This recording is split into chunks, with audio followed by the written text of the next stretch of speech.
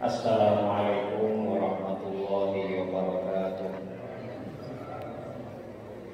Alhamdulillahilladzi anzala ala 'abdihil kitaba wa lam yaj'al lahu 'iwaja qayyiman liyunzira ba'san shadidan min ladunhu wa yubashshiral mu'minina alladzina ya'maluna ash-shalihati anna lahum ajran hasanan makithina fiha abada. Allahumma salli wa sallim wa barik ala nabiyyina Muhammadin wa ala alihi wa ashabihi wa man ihtada bi hadihi wastanna bi sunnatihi min ahli sidqi wal wafa, amma ba'd. Ma'asyiral muslimin yang dirahmati Allah Subhanahu wa taala, malam hari ini insyaallah kita akan kembali melanjutkan ngaji ayat-ayat suci Al-Quran, khususnya di surah Al-Kahf.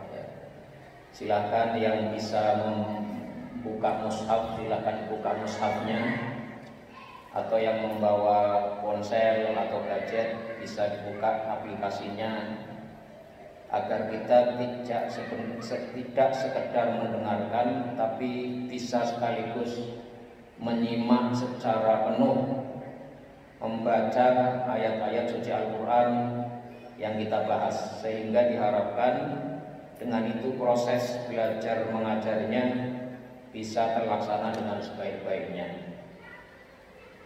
Nama ma'asyiral muslimin yang dirahmati Allah Subhanahu wa taala, pada pertemuan terakhir kita sudah membahas ayat yang berkenaan dengan situasi di hari kiamat. Di situ ada orang-orang yang gagal dalam menjalankan ujian kehidupan mereka di dunia, sehingga mereka kemudian akan dibalas dengan siksaan yang keras. Dan ada pula orang-orang yang karena iman dan amal soleh mereka diganjar oleh Allah Subhanahu wa taala dengan surga-surga Firdaus.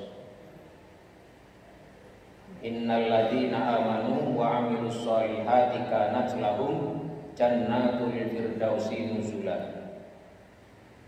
Kita kemarin sudah bahas yang dimaksud dengan surga-surga Firdaus itu apa.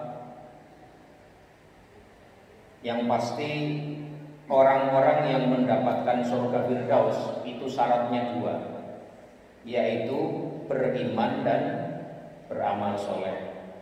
Kalau kita mengharapkan surga Firdaus tapi kita tidak mau beramal dan beriman dan beramal soleh, maka itu hanyalah sebagai impian belaka yang tidak ada bukti bahwa kita memang menginginkannya. Betul bahwasanya surga itu adalah karena rahmat Allah, tapi rahmat Allah Subhanahu wa taala itu lazimnya akan diberikan kepada orang-orang yang beriman dan beramal soleh. Dan mereka ini nanti di surga itu khalidina fiha la yabghuna anha hiwala. Mereka kekal di dalamnya, mereka tidak ingin berpindah darinya. Jadi kenikmatan surga adalah kenikmatan yang sangat paripurna, sehingga meskipun mereka itu khalidina fiha, berada di situ dalam jangka waktu yang lama, bahkan selama-lamanya, tapi tidak ada rasa bosan, tidak ada rasa tidak nyaman setelah lamanya tinggal di situ. Karena itu mereka la yabghuna anha hiwala, mereka tidak ingin berpindah dari situ. Jadi hukum dunia yang selama ini kita ketahui, orang kalau sudah lama berada dalam satu kenikmatan, lama-lama bosan juga, lama-lama nggak enak juga. Kalau tiap hari kita makan sate, itu lama-lama pasti sate tidak akan terasa enak. Tiap hari kita makan durian, itu lama-lama pasti nggak akan terasa enak. Tapi kalau hari ini makan sate, besok tempe, besoknya lagi nasi uduk, itu nikmat. Nah, orang-orang yang di surga ini la yabghuna anha hiwala, meskipun selama-lamanya tapi tidak akan pernah bosan. Mereka tidak ingin pindah dari situ. Nah, kemudian ayat yang terakhir, ya, dua ayat yang terakhir dari surat Al-Kahf, ayat 109 dan 110. Ini berkaitan dengan Al-Quran itu sendiri dan juga berkaitan dengan Nabi Muhammad SAW. Jadi ayat yang ke-109, Allah Subhanahu wa taala berfirman, A'udzubillahi minasyaitonirrajim. Qul law kana al-bahru midadan li kalimati rabbi lanafidal bahru qabla an tanfada kalimatu rabbi walau ji'na bimithlihi madada. Qul, katakanlah wahai Muhammad, wahai Rasulullah, law kana al-bahru, seandainya lautan itu midada, berupa tinta yang digunakan untuk menulis. Yang biasanya orang kalau zaman dulu kalau mau nulis tulisan itu ada tinta di botol satu tempat, nanti dia celupkan penanya, dia baru menulis dengan itu. Qul law kana al-bahru midada, seandainya lautan itu berupa atau menjadi tinta yang digunakan untuk menulis. Menulis apa? Li kalimati rabbi, untuk menulis kalimat-kalimat Tuhanku. Ini makna kalimat Tuhanku itu. Kata kalimat di situ itu maknanya bisa dimaknai dengan beberapa makna. Yang pertama, kata kalimat itu bisa berarti kalamullah. Allah itu berkalam. Salah satu sifat di antara sifat-sifat Allah itu, Allah itu punya sifat kalam. Dia berbicara. Tentu laisa kamitslihi syai'un. Allah itu tidak menyerupai apapun dan tidak diserupai apapun. Tidak ada satu hal pun yang menyerupai Allah.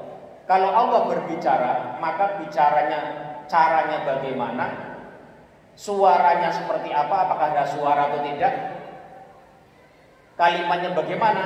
Itu laisa kamitslihi syai'un, tidak bisa diserupakan dengan apapun. Meskipun karena Allah menyebutkan dalam ayat-ayatnya bahwa dia berbicara, maka itu ditetapkan sebagai salah satu daripada sifat Allah, dia itu berbicara. Nah, kalimat di sini bisa dimaknai kalimat yang Allah Subhanahu wa taala, apa yang bersumber dari Allah Subhanahu wa taala, bisa perintah, bisa larangan, bisa ketentuan, bisa jawaban atas doa-doa, bisa penciptaan, kun fayakun, kun kemudian terjadilah, dan semuanya ini mencakup segala kalimat-kalimat Allah Subhanahu wa taala. Itu makna yang pertama. Dan kalimat-kalimat Allah Subhanahu wa taala itu sangat banyak sekali, sangat luas sekali yang tidak bisa dihitung, tidak bisa diukur, tidak bisa ditakar volumenya berapa. Yas'aluhu man fis samawati wal ard kulla yaumin huwa fi sya'n. Allah itu senantiasa diminta oleh seluruh makhluk yang ada di langit maupun di bumi. Kulla yaumin huwa fi sya'n. Setiap hari Allah itu selalu melakukan sesuatu, menciptakan, memerintahkan, mengawasi, memberi nikmat, mengurusi hambanya, mendengarkan doa hambanya, terus begitu. Dan karena kalimat Allah sangat luas, seandainya lautan itu diubah menjadi tinta untuk menulis kalimat-kalimat Allah Subhanahu wa taala, lanafidal bahru qabla an tanfada kalimatu rabbi. Lanafidal bahru, maka pasti lautan itu, yang lautan itu tadi diubah atau diibaratkan sebagai tinta, maka tinta yang sebanyak lautan itu akan habis qabla an tanfada kalimatu rabbi, sebelum selesainya atau sebelum habisnya kalimat-kalimat Rabbku.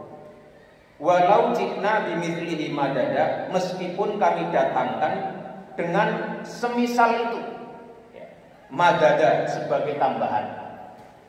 Jadi kalimat-kalimat Allah tadi yang setiap hari kulla yaumin huwa fi sya'an tadi itu tidak akan ada habisnya.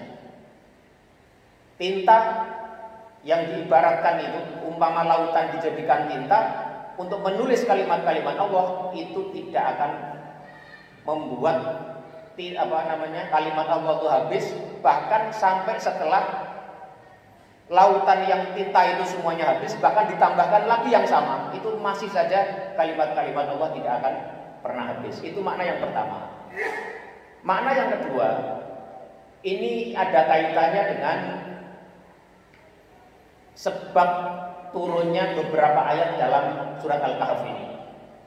Di antara sebab-sebab turunnya surat Al-Kahf itu ada misalnya pertanyaan tentang Dzulqarnain. Kemudian Allah jawab, wa yas'alunaka 'anil qarnain qul sa'atlu 'alaikum minhu dzikra, dan seterusnya. Ada pertanyaan tentang Ashabul Kahfi dan seterusnya dan seterusnya. Nah, orang-orang yang bertanya kepada Rasulullah SAW, orang-orang ahlu kitab, orang-orang Yahudi yang bertanya tentang itu, jadi kemarin sudah kita bahas ya, misalnya kayak pertanyaan tentang Dzulqarnain itu, ada yang berpendapat datangnya dari kaum musyrikin, ada yang mengatakan datangnya dari ahli kitab, ada yang mengatakan datangnya dari kaum musyrikin, tetapi mereka diprovokasi oleh orang-orang ahli kitab yang sebelumnya telah mengetahui kabar berita orang-orang dulu itu yang melalui wahyu yang sebelumnya. Nah, mereka ketika diberitahu tentang jawaban-jawaban itu, maka ayat ini menyatakan bahwasanya jawaban yang diberikan oleh Rasulullah SAW berdasarkan informasi dari Allah Subhanahu Wa Taala, didasarkan dari wahyu Allah Subhanahu Wa Taala itu. Kalau mereka kagum atas itu, kok bisa Muhammad yang ummi, tidak membaca, tidak menulis, kok bisa mengerti kabar orang-orang terdahulu yang ditanyakan oleh mereka? Itu hanya sebatas kecil dari kalimat-kalimat Allah Subhanahu Wa Taala. Di luar itu, kalau kalimat-kalimat Allah itu dituliskan, meskipun dengan menjadikan lautan itu sebagai tinta, maka lautan itu akan habis sebelum habis pengetahuan ilmu kalimat-kalimat dari Allah Subhanahu Wa Taala. Itu kaitannya dengan itu, makna yang kedua ya. Jadi kata kalimat di situ bisa dimaknai adalah kaitan dengan informasi, pengetahuan ilmu yang dimiliki oleh Allah Subhanahu Wa Taala, itu sangat luas sekali. Itu yang kedua. Yang ketiga, ayat ini juga bisa dimaknai terkait dengan Al-Quran. Kalau kita belajar ilmu munasabah, ilmu yang membahas tentang korelasi tema di dalam Al-Quran, itu ada namanya kajian ilmu munasabah. Ada yang mengkorelasikan antara satu ayat dengan ayat sebelumnya dengan setelahnya. Ada yang mengkaitkan antara pembukaan satu surat dengan penutupnya. Nah, kalau kita menggunakan ilmu munasabah itu untuk mengaitkan antara pembukaan ayat Al-Quran dengan penutupnya, ini juga ada korelasinya, ada munasabahnya. Ayat Al-Quran yang pertama itu berbicara tentang nikmat diturunkannya Al-Quran kepada Nabi Muhammad SAW. Alhamdulillahilladzi anzala ala abdihi al-kitaba wa lam yaj'al lahu iwaja. Segala puji bagi Allah Subhanahu Wa Taala. Alladzi anzala ala abdihi al-kitaba. Allah dipuji.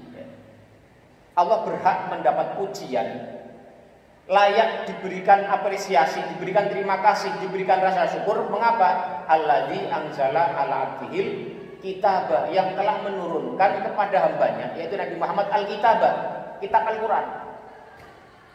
Nah, kitab Al-Quran itu diantara salah satu sifatnya adalah nilai-nilai yang dikandungnya, pelajaran-pelajaran yang dimilikinya itu tidak pernah habis. Kalau kita lihat di dunia ini tidak ada satupun buku, tidak ada satupun kitab yang dikaji yang dipelajari, yang dikomentari lebih daripada Al-Qur'anul Karim.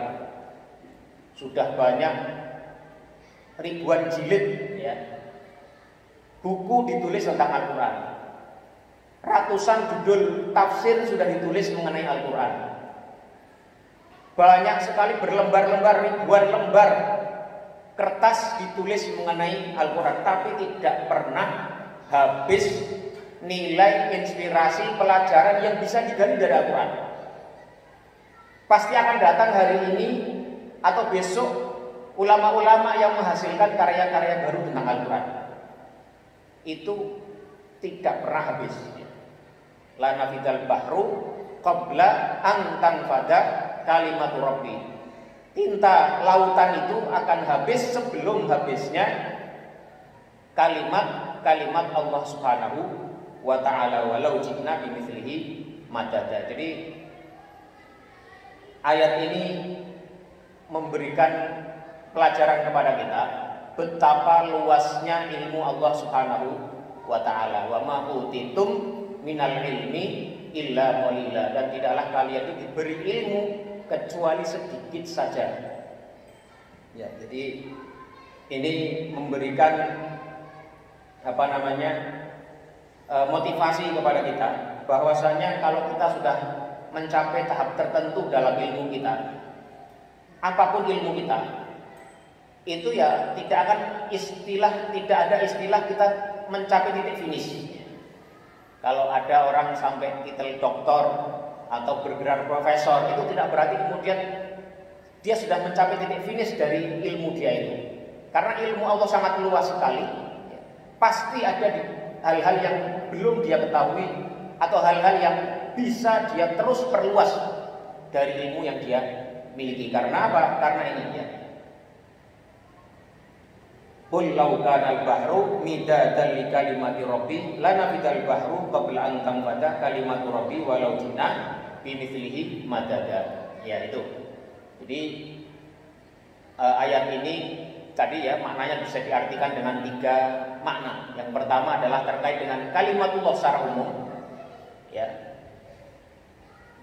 Itu tidak pernah habis. Yang kedua adalah tentang ilmu Allah. Ya. Kalimatullah bisa dimaknai dengan ilmu Allah. Ya. Itu juga sangat luas sekali sampai tidak akan pernah habis. Atau yang ketiga, ini dikaitkan dengan Al-Qur'an itu sendiri. Ya.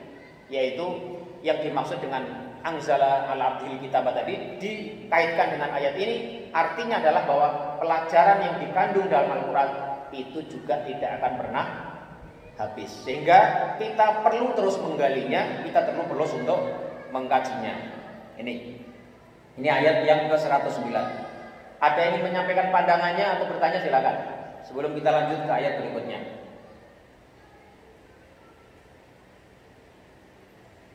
Tidak ada?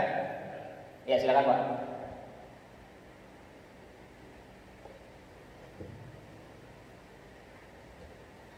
Baik Pak. Kalau saya mencermati ayat 109 ini, memang ya betul dikatakan bahwa ilmu Allah itu adalah sangat luas. Jadi kita sebagai umatnya Allah gitu ya. Ya di sini kita dituntut tidak cepat merasa puas dengan kita mempelajari atau menuntut ilmu yang dari Allah tersebut. Kenapa demikian? Karena tadi itu kalau sementara ini yang mungkin barangkali yang kita pelajari mungkin belum seberapa, enggak. Makanya artinya kita mau tidak mau ya enak tidak enak ya sedapat mungkin kita harus terus berkesinambungan untuk menuntut ilmu Allah tersebut, kecuali memang sudah umurnya udah habis gitu ya, mungkin baru berhenti. Tapi selama kita masih bisa bernapas ya kita memang punya kewajiban atau diwajibkan untuk menuntut ilmu tersebut. Mungkin ini saja kira-kira. Ya, terima kasih Pak Darso. Ya, terima kasih atas pandangannya. Oh ya, ini ayat yang ke-109 dari surat Al-Kahfi ini itu juga ada ayat yang senada di surat Luqman ayat 27 ya. Silakan kalau mau dibuka surat Luqman ayat 27 ya, halaman 413 kalau dalam mushaf yang standar ya. Di situ Allah Subhanahu wa taala menegaskan walau anna ma fil ardi min syajaratin aqlamu wal bahru yamudduhu min ba'dihi sab'atu abhurin ma nafidat kalimatullah. Kalau seandainya apa-apa yang ada di muka bumi, yang di bumi ini min syajaratin berupa pohon-pohonan, aklamun itu dijadikan sebagai pena. Jadi seluruh jenis tumbuh-tumbuhan yang ada di muka bumi ini dijadikan sebagai pena. Wal bahru yamudduhu min ba'di, dan lautan itu ditambahkan kepadanya sebagai tintanya setelah kering. Wal bahru yamudduhu ya, dan lautan menjadi tinta ya, ditambahkan kepadanya sebagai tintanya mim ba'dihi setelahnya, setelah keringnya sab'atu abhurin, ditambahkan kepadanya 7 lautan lagi. Kata 7 itu kalau dalam bahasa Arab sering digunakan untuk menggambarkan sesuatu yang banyak, tidak mesti terbatas pada 7 ya. Jadi kata 7 itu dalam bahasa Arab sering dipakai untuk menyatakan banyaknya satu hal yang tidak terbatas kepada angka 7 itu sendiri. Jadi kalau misalnya ya, seluruh pohon-pohonan yang ada di muka bumi ini dijadikan sebagai pena, kemudian lautan itu sebagai tintanya untuk menuliskan kalimatullah, kalimat-kalimat Allah, itu sampai habis dan ditambahkan lagi sampai 7 lautan lagi yang sama. Itu manafidat kalimatullah, tidak akan habis kalimat-kalimat Allah Subhanahu wa taala. Ini sekali lagi ayat yang menjelaskan, menegaskan tentang luasnya ilmu Allah Subhanahu wa taala, juga menjelaskan bahwasanya makna yang dikandung dalam Al-Qur'an itu juga tidak ada habisnya. Ayat yang ke-110 ini penutup dari surat Al-Kahf. Qul, katakanlah wahai Nabi Muhammad, innama ana basyarun. Innama, sesungguhnya aku ini tidak lain. Basyarun adalah atau hanyalah seorang manusia. Jadi kata innama itu gunanya untuk menegaskan adanya pembatasan satu hal yang datang setelahnya. Innamal a'malu binniyat misalnya. Sesungguhnya amal itu tidak lain ditimbang hanya dengan niatnya, atas dasar niatnya. Innama, sesungguhnya, ana, aku ini tidak lain, basyarun, hanyalah seorang manusia. Al-Qur'anul Karim ketika ingin menyebutkan manusia, maka biasanya menggunakan sejumlah terminologi yang disesuaikan dengan maksud dan tujuan dari apa makna manusia yang dikandung dalam ayat tersebut. Biasanya kata basyarun itu digunakan untuk mengartikulasikan manusia sebagai makhluk biologis. Sementara terminologi yang lain, istilah yang lain yang bisa juga digunakan untuk mengartikulasikan makna manusia, itu ada insan misalnya atau al-ins. Itu untuk menggambarkan atau mengartikulasikan manusia sebagai makhluk yang memiliki dimensi jiwa. Makanya kalau ayat-ayat yang berbicara tentang tanggung jawab manusia, tentang tugas manusia, itu menggunakan kata al-insan.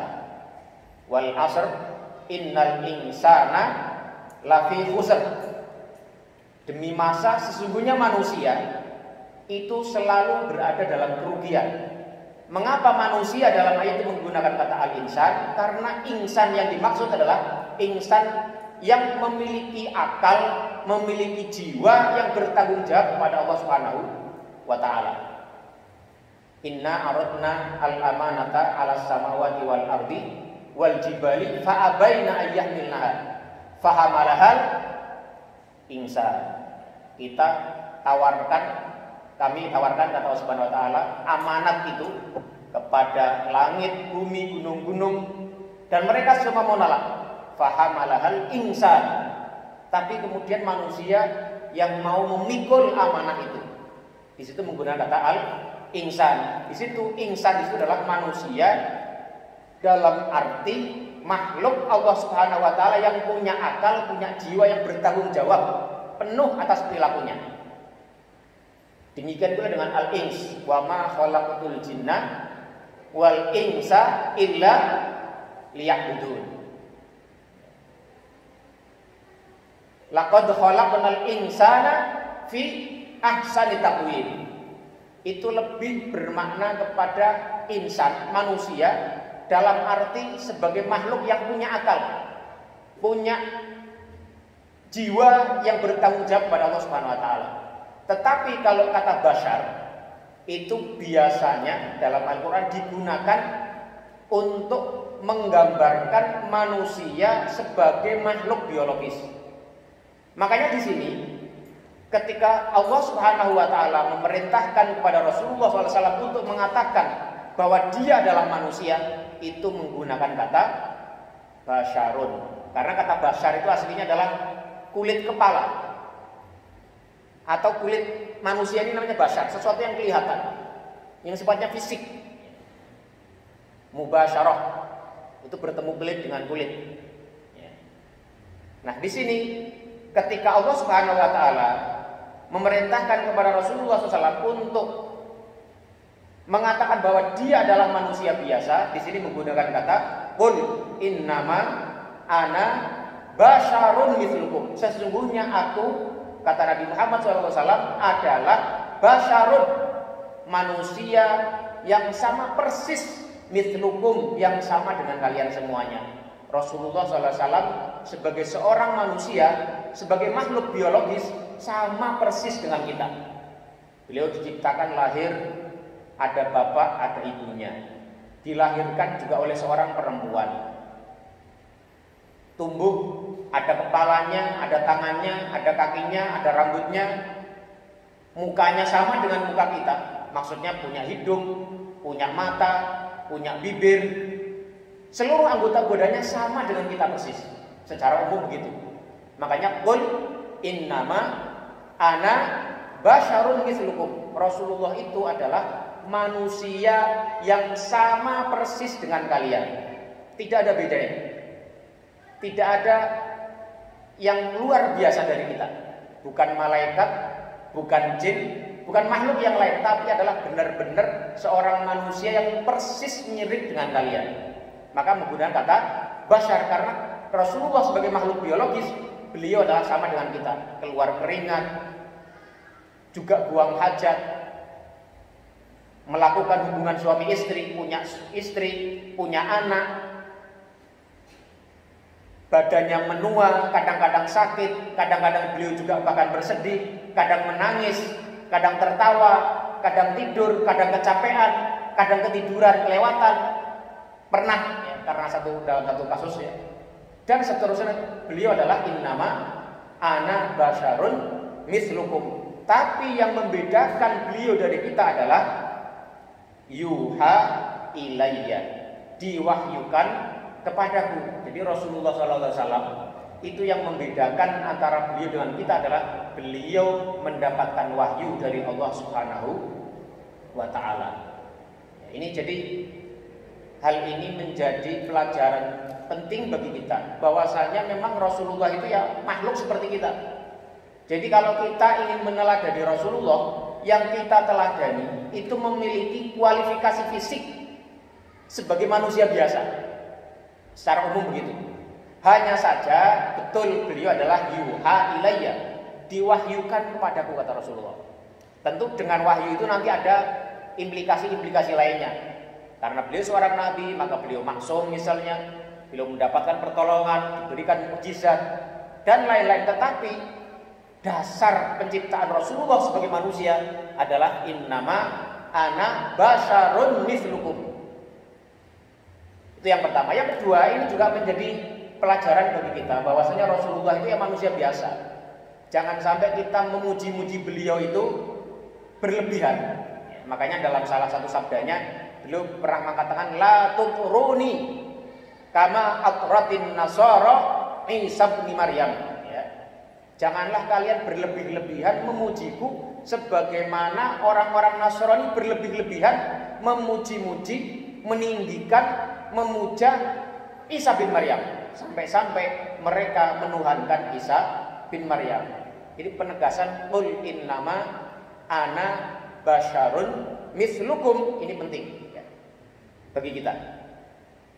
Yuha ilayya annama ilahukum ilahu wahid. Nah, wahyu yang paling pokok, wahyu yang paling penting yang dibawa oleh Rasulullah SAW adalah penegasan bahwasanya Tuhanmu itu adalah Tuhan yang satu.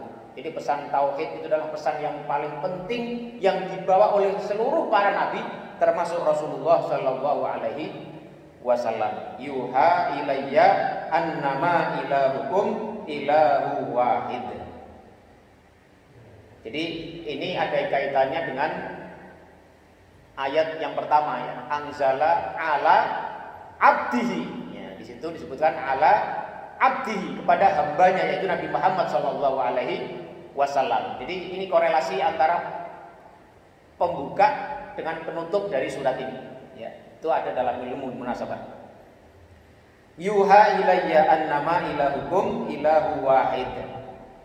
Faman kana yarju liqa'a rabbih, maka barang siapa yang berharap liqa'a rabbih, pertemuan dengan Tuhannya. Jadi kalau bertemu dengan Tuhan itu maksudnya, kalau kita membaca penjelasan para ulama itu maksudnya bisa 3 hal. Yang pertama maksudnya adalah liqa'a rabbih, itu adalah benar-benar bertemunya kita dengan Allah Subhanahu wa taala. Makanya kalau dalam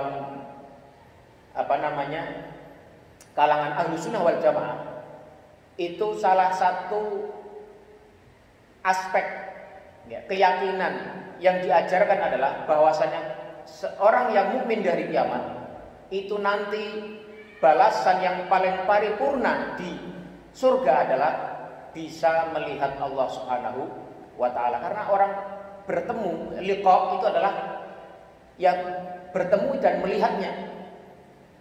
Melihatnya dengan cara apa? Itu yang wallahu a'lam. Seperti Rasulullah SAW pernah menggambarkan seperti kalian melihat bulan purnama.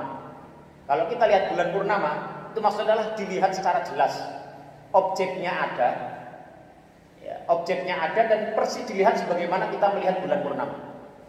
Dan itu nanti akan menjadi nikmat yang paling dahsyat, yang paling agung, yang akan didapatkan orang-orang yang beriman, yaitu melihat dan bertemu Allah Subhanahu wa ta'ala. Sementara kalau sekelompok lain, ada misalnya kaum Mu'tazilah, mereka mengingkari adanya kemungkinan Allah itu bisa dilihat. Ini. Yang kedua, yang pertama ini bertemu Allah Subhanahu wa taala dalam arti yang sebenarnya, bertemu, melihat dan memandang sebagaimana kita memandang bulan purnama. Jadi nyata betul kita lihat. Tapi bagaimana caranya, seperti apa? Laisa kamitslihi syai'un. Ya, Allah tidak bisa diserupakan dengan apapun. Dan Allah mampu bisa untuk memperlihatkan dirinya kepada hamba-hamba yang diinginkannya. Ini. Makna yang kedua dari liqa' rabbih itu adalah maksudnya bertemu dengan balasan baik dari Allah Subhanahu wa taala, yaitu surga. Dan liqa' rabbih yarju liqa' rabbih ini juga oleh sebagian ulama dimaknai artinya adalah kalau khawatir dengan azab Allah Subhanahu wa taala.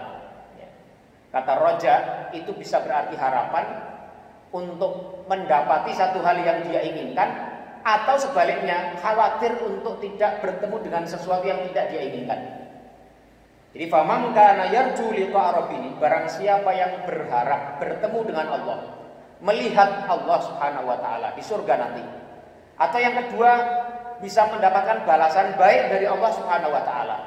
Yang ketiga, bisa terbebas, terhindar dari balasan buruk dari Allah Subhanahu wa taala, dari azab Allah Subhanahu wa taala, maka falyamal amalan sholihah, maka hendaklah dia beramal dengan amalan yang soleh. Jadi kalau kita berharap masuk surga, berharap bertemu dengan Allah, ya harapan itu harus dibuktikan dengan amal soleh. Jangan berharap tapi tidak beramal. Itu. Wala yusyrik bi ibadati rabbih ahada, dan janganlah menyekutukan, ya dia menyekutukan bi ibadati rabbi, dalam beribadah kepada Rabbnya itu ahada, dengan sesuatu apapun. Jadi sekali lagi ayat ini menegaskan syarat diterimanya amal soleh seseorang, syarat diterimanya amalan-amalan seseorang itu adalah yang pertama, dia harus ikhlas, ya, bertauhid, ya, tidak menyekutukan Allah, dan dalam beramal itu tidak juga riya, ya, menginginkan satu hal lain, harapan lain selain Allah Subhanahu wa taala. Dan yang kedua, amal itu adalah amal soleh, ai muwafiqun lis sunnah, ai muwafiqun lis syar'i, sesuai dengan tuntunan syariat, sesuai dengan tuntunan yang Rasulullah sallallahu alaihi wasallam ajarkan. Dan ini diulang-ulang terus dalam Al-Qur'an, ya. Termasuk sebelumnya ayat yang sebelumnya, yang ayat yang keberapa kemarin, ya, yang itu innalladzina amanu wa amilus sholihat, sesungguhnya orang-orang yang beriman dan beramal soleh, ayat 107. Ini diulang lagi di ayat yang terakhir ini, faman kana yarju liqa'a rabbih falyamal amalan sholihan wa la yusyrik bi ibadati rabbih ahada. Barang siapa yang berharap bertemu dengan Rabbnya dengan 3 makna tadi, falyamal amalan sholihan, maka hendaklah dia beramal soleh. Wala yusyrik bi ibadati rabbih ahada, dan janganlah dia menyekutukan Allah Subhanahu wa taala dengan sesuatu apapun dalam ibadahnya, ya. Itu dalam satu riwayat pernah disebutkan, ya, bahwasanya para sahabat itu pernah berkumpul, ya. Mereka itu berjaga-jaga di dekat rumah Rasulullah SAW. Mereka ngobrol. Rasulullah keluar, ditanya sama Rasulullah, kalian itu ngobrolin apa sih, kira-kira gitu. Mereka menjawab, kami sedang ngobrolin Dajjal, ya Rasulullah. Maka Rasulullah bilang, maukah aku kabarkan kepada kalian sesuatu yang lebih berbahaya daripada Dajjal, yaitu asyirkul khafi, yaitu syirik yang tersembunyi, yaitu riya. Jadi riya itu dalam satu riwayat hadis disebutkan sebagai satu hal yang lebih berbahaya daripada Dajjal, karena memang sangat tersembunyi dan sangat mudah sekali menyelinap dalam hati kita. Karena itulah kita terus, ya, harus senantiasa terus menjaga hati kita, menjaga ibadah kita, agar kita tidak wala yusyrik bi ibadati rabbih ahada, kita menyekutukan Allah, termasuk menyekutukan dengan skala yang khafi, dengan skala yang kecil, yaitu kita riya atau tidak ikhlas dalam menjalankan ibadah kepada Allah Subhanahu wa taala.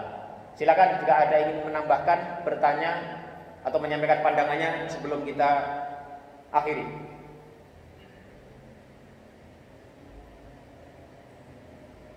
Assalamualaikum warahmatullahi wabarakatuh. Assalamualaikum warahmatullahi wabarakatuh. Waktunya juga saya hanya ingin klarifikasi atau konfirmasi biasanya kalau Allah tadi kalau kita tulis dari ditanya juga di ayat Allah juga kalau hadis-hadis, ya berarti kan suatu ilmu, sesuatu yang memang itu yang Allah miliki itu luar biasa. Nggak habis, maksudnya nggak air laut aja nggak habis. Ini dunianya kan sebenarnya diperuntukkan untuk manusia, untuk dipelajari, untuk dipikirkan, untuk ditelaah, dalam hal ini kan seharusnya dalam kitab-kitab lain atau kitab-kitab agama lain itu kan nggak ada kata-kata seperti ini. Tapi yang justru yang mempelajari atau memperdalam atau mempelajari dari karang ini tadi, itu adalah agama lain. Contohnya apa? Contohnya agama lain atas lain. Mereka belajar teknologi pesawat,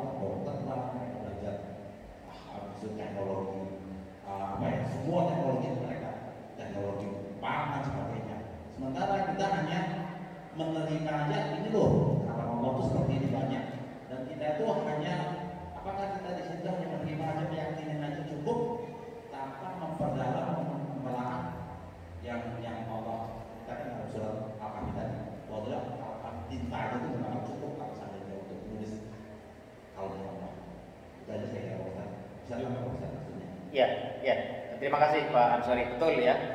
Memang Al-Quran itu sendiri ya, dari awal pertama kali turun itu perintahnya Iqra ya, untuk membaca.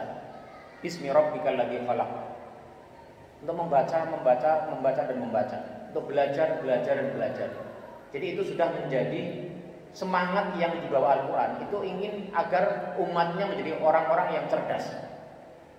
Makanya Al-Quranul Karim ya, dengan Rasulullah SAW itu berhasil mengubah satu komunitas bangsa Arab yang awalnya terbelakang, yang awalnya terkungkung dengan jahiliyah, yang awalnya tidak memiliki peradaban yang sama sekali dicatat oleh sejarah. Setelah datangnya Nabi Muhammad SAW dengan wahyu Al-Quran itu, perlahan kemudian mereka menjadi satu komunitas yang bisa membangkitkan peradaban dunia. Prosesnya itu kalau kita baca ya, dari mulai dari Nabi Muhammad membangkitkan nilai-nilai tadi, nilai belajar, ya, konsep-konsep utama terkait ilmu itu sudah dibangun di zaman Rasulullah SAW sampai nanti ya, memuncak pada ketika Daulah Abbasiyah yang ada di Baghdad itu pada saat itu adalah menjadi pusat peradaban dunia, di mana tidak ada peradaban satupun yang menyamainya di zaman itu. Kedokteran, sains, ya, semua ilmu, semua ada di Baghdad saat itu. Saat itu Eropa, ya, kalau Bapak bilang di luar Muslim, Eropa saat itu masih berada dalam zaman ke-8. Ya. Di zaman Daulah Abbasiyah yang sangat berperadaban itu orang Eropa masih berada di zaman ke-8. Nah, yang mentransmisikan peradaban ilmu dari generasi-generasi dulu kepada generasi yang sekarang itu adalah peradaban Islam yang dibangun oleh Daulah Abbasiyah. Ya, itu. Jadi sebenarnya umat Islam sudah pernah membuktikan bahwa kita tidak terbelakang, bahwa kita maju dalam berbagai sisi, baik ilmu pengetahuan, teknologi, sains dan lain-lain. Meskipun kemudian itu sejarah berputar dan saat ini umat Islam mungkin termasuk tidak menjadi bagian dari komunitas atau bangsa yang maju, iya. Tetapi faktanya adalah umat Islam pernah berada dalam posisi itu dan diharapkan terus ya, umat Islam untuk belajar secara terus-menerus sebagaimana semangat yang diajarkan oleh Al-Quran Al-Karim. Allahu a'lam bishawab. Ada yang lain? Kalau nggak ada kita tutup ya. Kita sudah Isya, kita cukupkan dengan ini saja. Kita sudah selesai mengkaji surat Al-Kahf dari ayat pertama sampai 110. Ini sebuah surat yang sangat istimewa ya. Semua surat istimewa, tapi ini juga sangat istimewa karena banyak sekali pelajaran, nilai ibrah yang bisa diambil dari ayat ini. Dan ayat ini juga, surat ini juga termasuk surat yang dianjurkan bagi kita untuk membacanya setiap pekan. Jadi ada banyak sekali hal-hal yang bisa kita dapatkan dari ayat-ayat di surat Al-Kahfi ini. Mudah-mudahan ada manfaatnya. Yang benar adalah dari Allah Subhanahu wa taala, sementara yang salah karena kebodohan saya sendiri. Aqulu qauli hadza wa astaghfirullah li wa lakum wa sallallahu ala nabiyyina Muhammadin wa ala alihi wa sahbihi wa sallama tasliman katsira. Subhanakallahumma wa bihamdika asyhadu an la ilaha illa anta astaghfiruka wa atubu ilaik. Wassalamualaikum warahmatullahi wabarakatuh.